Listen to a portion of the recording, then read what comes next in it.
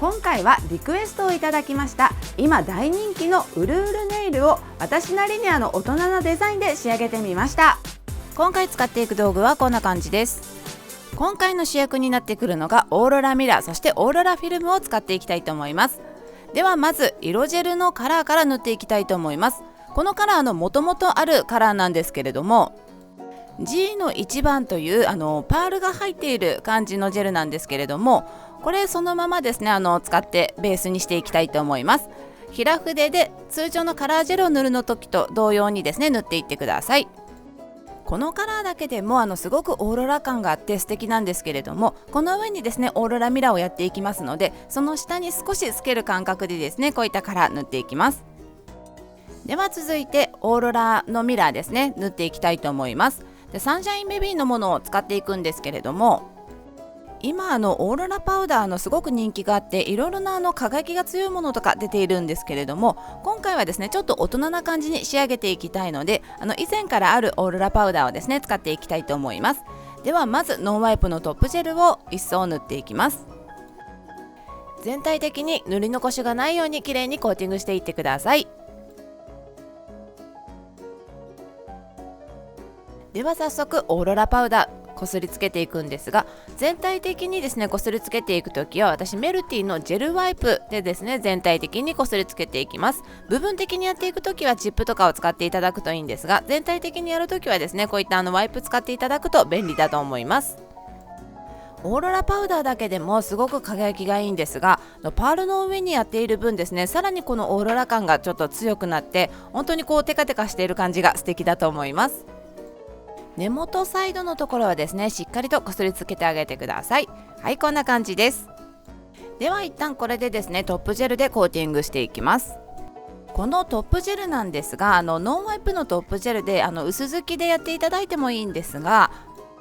今回はうるうるっとさせていきたいので厚みを持たせてあげた方がいいので、こういった時にはですねしっかりとこの状態の時にトップジェルコーティングしてあげてください。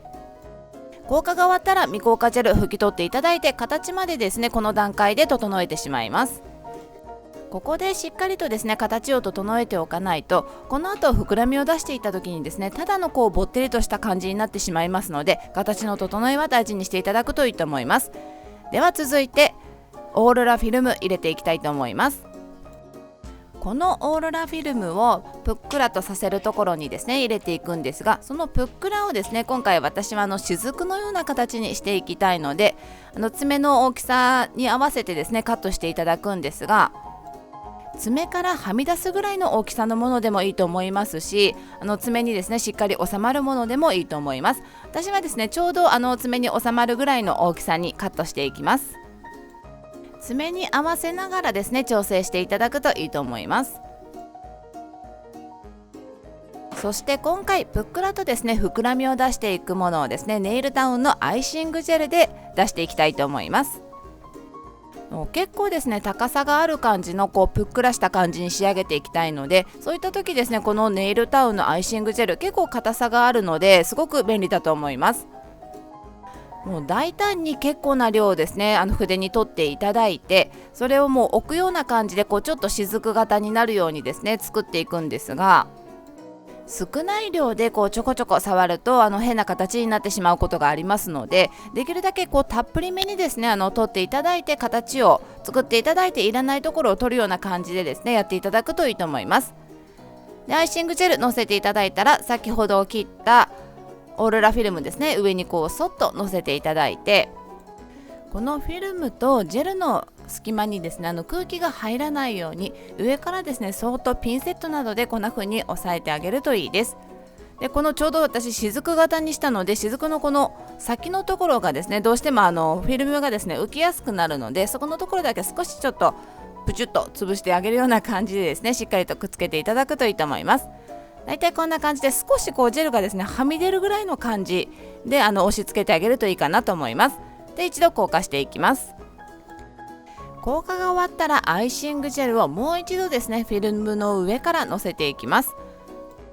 このフィルムを上からサンドイッチするような感覚でですね乗せていくんですが、この雫型にカットしたこの端の部分がですね、フィルムがこう出てしまわないように角のところですね、しっかりとこの周りのところはですね、アイシングジェルをたっぷりめに塗っていただいて、それからですね、最後にもう一度アイシングジェルをたっぷりめに取って上にですね、膨らみを出していくような感じでのせていくといいです。そしてただのせるだけではなく、今回ちょっとうるうるっとさせていきたいので、この膨らみを出したところの真ん中あたりをですね、このように筆でですね、圧をかけながら真ん中を少しへこませていくと、ちょっとうるうるっとしたような感じに仕上がってくると思います。このへこみをつけるのもアイシングジェルの方がですね、結構硬さがあるのでへこみやすくなってくるので、アイシングジェルすごくこれも便利だと思います。それで硬化していただいたらですね、もう一度この雫のところですね、ここにオーロラパウダーこすりつけていきます。ベースのこの下のところにもですね、オーロラパウダーこすりつけているので、下のところにはみ出してしまっても問題ないので、しっかりと膨らみをつけたこの横の部分にはですね、しっかりムラがないようにですね、こすりつけてあげてください。この膨らみのところにもですね、オーロラパウダーをやることによって上品な感じの仕上がりになっていると思います。それでは最後に色ジェルのグロッシートップジェルでさらにちょっと輝きをですね、出していきたいと思います。